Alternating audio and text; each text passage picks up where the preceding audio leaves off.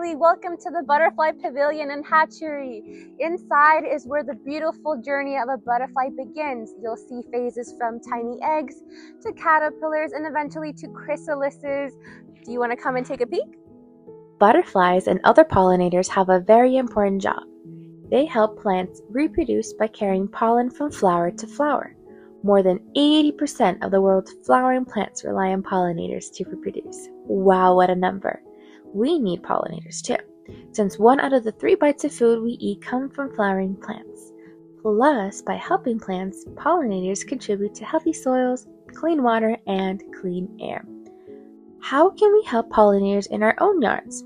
Well, we can help pollinators by planting a variety of flowers, especially ones that grow naturally in our area. Those are called native plants, because they provide food like nectar and pollen.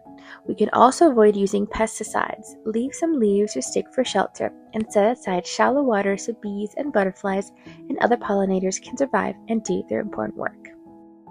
Right outside of our Butterfly Pavilion and Hatchery is our beautiful pollinator garden filled with nectar-rich plants that attracts bees, butterflies, and hummingbirds.